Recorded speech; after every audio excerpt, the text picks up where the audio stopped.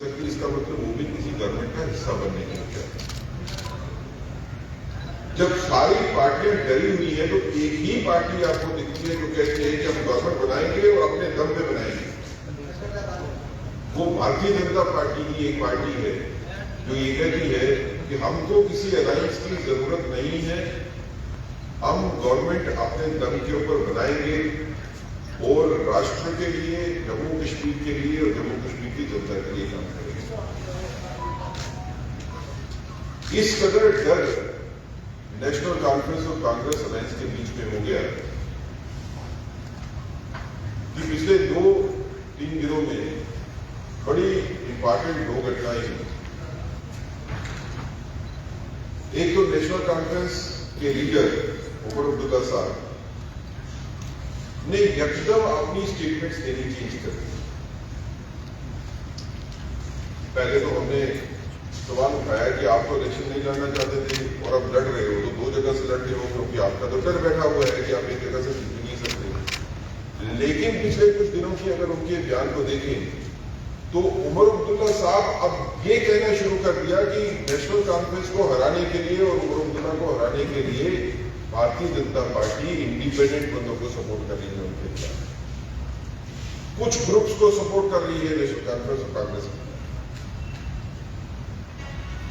ये उनके अंदर बैठा हुआ डर हो रहा है। उमर अब्दुल्ला साहब को रियलाइजेशन हो गई कि कश्मीर में नेशनल कॉन्फ्रेंस हार रही है और उस हार को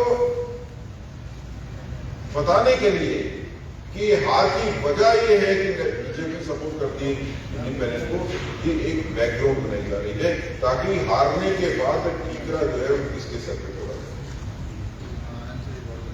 तो उमर अब्दुल्ला साहब का डर बोल रहा है जो ये कहता है कि इंडिपेंडेंट उनके खिलाफ मजबूत हो गए, जो लोकल पार्टीज हैं कश्मीर की, कुछ ग्रुप्स हैं वो उनके खिलाफ मजबूत हो गए।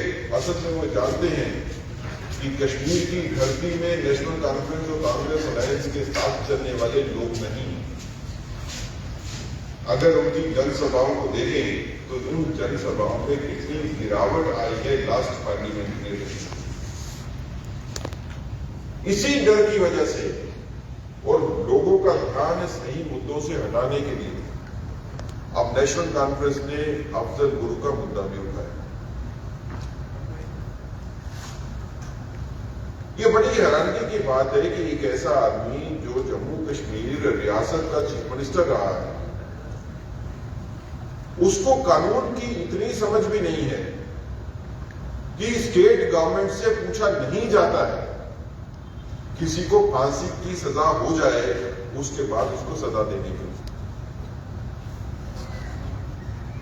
तो अफजल गुरु के नाम पे राजनीति करने के लिए उमर अब्दुल्ला साहब आप इस हद तक चले गए कि देश की सर्वोच्च न्यायालय सुप्रीम कोर्ट ने जिस आदमी को सजा जिसकी रखी और सुप्रीम कोर्ट के फैसले के बाद जिसको फांसी दी गई, और ऐसा आदमी जो इन्वॉल्व था टेररिस्ट अटैक पार्लियामेंट पे कमाने के लिए, अब उसके नाम के ऊपर नेशनल कॉन्फ्रेंस राजनीति करेगा। ये पूरी हताशा में ली गई एक पॉलिसी डिसीजन है नेशनल कॉन्फ्रेंस का कि आपके पास मुद्दे खत्म हो गए,